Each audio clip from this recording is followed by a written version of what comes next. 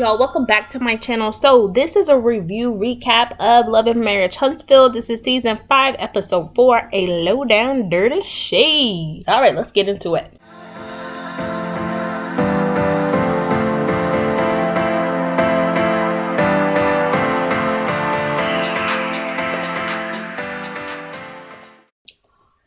Alright, y'all, so the episode starts off with Tisha and Marcel. They are pretty much going to the site of the Scott Manor that we've been seeing for how long has this show been on? Is it 4 seasons? I think this is the 4th season, maybe the 5th season, I don't know, but I feel like they've been talking about this Scott Manor since like the end or middle of season 1. Maybe I'm wrong. It's just like it's not going anywhere. Like, how long have they been working on this? And another thing, where is the next house? Like, it's like they just dropped down in the woods, clear the area off. Like, who would want to live there? Did y'all see that? Would y'all want to live out there in the middle of nowhere? Your neighbor is a big black bear? I mean, nah, I don't know. But they need to show us a better aerial shot, because it looks like they're just surrounded by trees and squirrels, honey. Trees and squirrels. So then Tisha says she's going to go ahead and invest in the food truck. She's looking at Marcel like, I don't care what you have to say. This is what's happening. I've made my decision. And Marcel's like, no, I'm not going to invest in something that's not already legitimate, that's not already functioning and working. It's just not a good business plan. So no. And so then we have Tisha. She tries to bring up Martell, going back, basically trying to bring it up as a defense, right? To push him back a little bit. Like, well, you're sitting here trusting Martell after he trying to destroy our family. He's trying to destroy our marriage. You know, she's doing that whole thing. Lord, she just says that over and over. It's like, can you find something else to say? Because, I mean, okay, that's getting old. Like, girl, move on. So then... And I'm sitting here like, I understand why Marcel pretty much has patience with Martell and not so for Miss Wanda, right?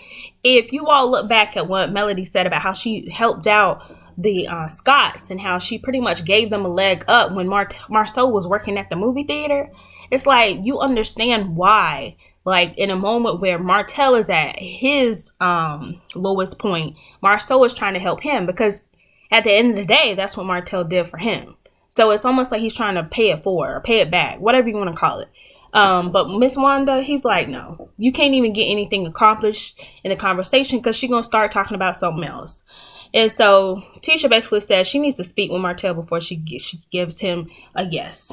And so then we have Martell and Melneka meet up, and Martell looking like he's busy working. He's got an axe, he's got a shovel, he's got some paper, honey. He's trying to look busy. Martell always looks weird in his scenes, especially when he doesn't have Melody anymore. His scenes just seem so awkward. Like they're forced, like he's trying to remember what to do, where to turn, what to say. Should I hug her? Should I put the axe here? Should I hold my paper? That's the way he looks. And so Martell is still talking with Melneka like, we got to do a better job. We got to do a better relaunch. And I'm saying here like, yeah, don't invite no hoes. Like, keep it classy. All right, y'all. So we also have Martell and Melneka talk about the rumors. So Martell is telling Melneka, like, look, I'm going to let you know up front. There's some rumors that are going to start about us sleeping together, you know. And I'm going to let you know where it's coming from. It's coming from Melody. And Melneka is like, you know what? I can't believe I have to put my husband in that position. Like, I don't want him to, like, feel like he's got to question our business relationship. And then, so let's hold that right there, okay? Hold that part. She doesn't want her husband to have to question her business relationship with Martell. Now, if you guys pay attention to what Martell is saying, I told y'all, Martell is really not hip to the game, okay? So we have Melneka confirming that the assistant wanted Martell during the whole wedding planning and stuff, and they kind of rehash and talk about all the confusion about the wedding. But if you caught that part with Martell, he said, if we haven't been sexual since high school, why are we going to be sexual now that you're married? That's what he said to Melneka. All right, think about that. So Martell is saying we haven't slept together since high school. So going back to Melneka saying, I don't want my husband to have to question our relationship. Girl, bye. He should have already questioned it in the first place. Yeah, y'all might have been in high school, but listen, Y'all were already intimate. So he's probably already side-eyeing you anyway. Come on. And remember before, I don't remember this being let out that they were actually sexual in high school. I don't remember that part because they acting like, oh, they were just good friends. They were just good friends, right? Oh, that's just my good friend. This was the male before male, right? So that makes me look at Destiny too. Oh, that's just my good friend. Yeah, that's just my good friend. All these people Martell probably had allegedly around Melody are probably all his old hoes. Think about that, y'all. So then we have Melody and Van. They're back at the house. They're talking about Coca-Cola bottles with names, fortune tellers, Vanessa, and the marketing of t-shirts, pretty much. You know, there wasn't much there. I think they were trying to make that. I mean, I think it was a lot for Van. But to me, there's not much to talk about there. And even Melody is like, she ain't answering any question about Mark Scott. Next. And you know what? I don't have anything to say about this either. I mean, basically, it's Martell and the Scotts against Mel. Boom. Psh. All right, so we have Martell and Tisha meet up to pretty much get down to the business of Martell and Scott. And before they get into that discussion, they're pretty much talking about how that whole Team Wife shirt, and Miss Vanessa posting the Team Wife shirt of Tisha on her Instagram, and how she was just, oh my gosh, why she's doing that. And then Marcel wouldn't be funny, and he wanted to pretty much put the Vanessa and Scott Coke bottles together, and they were trying to figure out, you know, why are they doing that, and blah blah blah. I don't really care about that. Next. So then they get down to business, right? So Tisha is asking Martell, like, what do you want to do with Scott? Catch a $5.6 million lawsuit, allegedly. Anyway, so basically she wants to know like where he sees it going, what she wants to do with it. And let's say, side note, Tisha is articulating herself well and letting Martell know, I am the boss, not Marcel. Come on, speech therapy, come on. So she let him know, when we took Scott, there was no money. Now we go on vacations every weekend. So you need to understand that Scott that you knew is no longer. Okay? And there's a new chief in town. Okay? So then after that, they start talking about what Martell says, you know, I've never done anything to make you all not trust me. You know, he's speaking strictly business. Whereas Tisha's mind, here she go again. She's still talking about, well, you sat there and said the 20 women. That is going to haunt Tisha like forever, because I think half of her brain knows that there's probably some truth to that. And then the other half, it's like she's trying to, you know, think, no, Marcel would never do that to her. So she has like these constant battles. She has to have constant battles with that every day, because she just won't let that statement go.